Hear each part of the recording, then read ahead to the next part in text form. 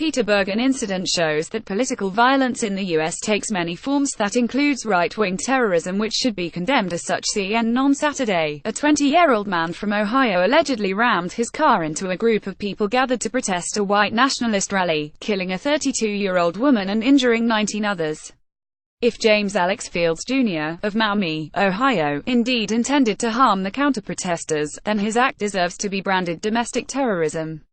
Political violence in the United States takes all shapes and forms, and on Saturday in Charlottesville, Virginia, we saw one of its manifestations: militant right-wing terrorism.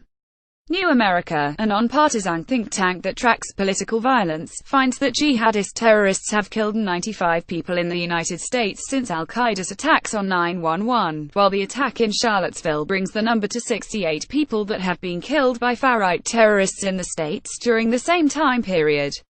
Other forms of political violence have also emerged in the past couple of years. Black nationalist terrorists have killed 8 people in the United States since 2016, while in June a terrorist motivated by extremist anti-Trump views shot at a Republican congressional baseball practice in Alexandria, Virginia, critically wounding Rep. Steve Scalise, who is recovering. In December, a man shot a weapon inside a pizzeria in Washington because he believed a conspiracy theory that the pizza joint was in fact a secret front for a child sex ring run by senior Democratic Party officials. Luckily, nobody was hurt in that attack. And jihadist terrorists continue to kill Americans. In January, a security guard was killed in Denver by a terrorist who appears to have been motivated by jihadist beliefs.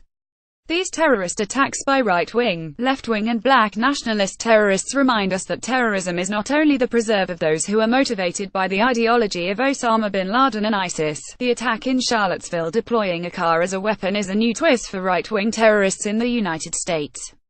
Jihadist terrorists have used vehicles as weapons frequently, for instance, in recent months in London killing 13 in 2 separate incidents, and in 2016 in Nice, France, killing 84, and in Berlin killing 12.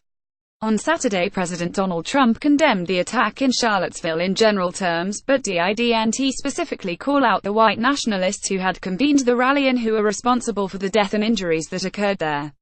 Trump said, "We condemn in the strongest possible terms this egregious display of hatred, bigotry and violence, on many sides." On many sides. In 2016, Trump opined on CNN, "I think Islam hates us," and he has repeatedly condemned radical Islamic terrorism, but he has been noticeably silent about the actions and beliefs of the white nationalists and alt-right militants of the kind that rallied in Charlottesville on Saturday. Indeed, since Trump took office and before the Charlottesville incident, far-right militants have killed 3 people in 2 separate incidents in New York City and Portland, Oregon. A black nationalist terrorist also killed 3 and a jihadist militant killed 1 person, according to New America research.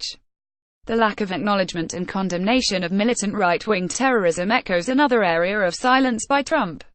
He has not condemned those behind the bomb that detonated at a Minneapolis suburban mosque a week ago. The perpetrators have not been identified in that case. Luckily, the bomb injured no one, but so far the reaction to the attack by the usually voluble Trump has been to say nothing. Minnesota Gov. Mark Dayton described the mosque bombing as an act of terrorism. Let's see if Trump offers the same kind of condemnation of the terrorist attack in Charlottesville.